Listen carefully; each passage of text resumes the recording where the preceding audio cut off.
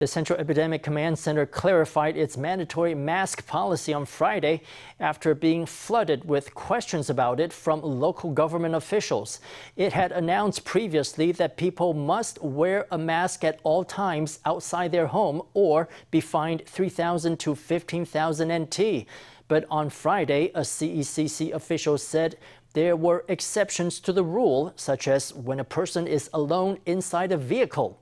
Construction workers are also allowed to remove their masks when getting a drink of water.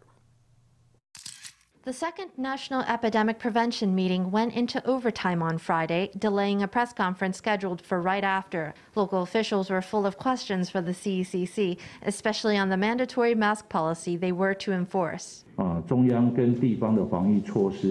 Central and local COVID policies must follow the Central Epidemic Command Center's directives, as well as a special act for COVID-19. Epidemic prevention measures shall be implemented in accordance to the act. Violators will first receive a warning and then a fine. The CECC deputy chief said that local and central government policies must be consistent. He stressed that workers at construction sites must keep their masks on at all times except to eat and drink.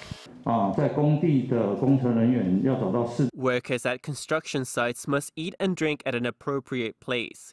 Eating and drinking are everyday needs, so they may remove their masks if they can maintain an appropriate social distance. The official also clarified the rule on mask wearing inside cars. If you're driving the car on your own, you don't need to wear it.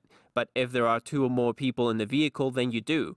Although there are instances where the people belong to the same household, there are also instances where the people do not, and when it's hard to be sure of each person's past activity and contact history. So our guidance is that if there are two people or more in the car, everyone should be wearing a mask. The CECC also addressed misinformation that's circulating on social media. Recently, there's been a message circulating over line that every person will get a pandemic subsidy of 10,000 NT. It says that from February 1st this year, and because of the pandemic, the Executive Yuan has approved a pandemic subsidy of 10,000 NT for every person. This is false. Please do not spread this misinformation.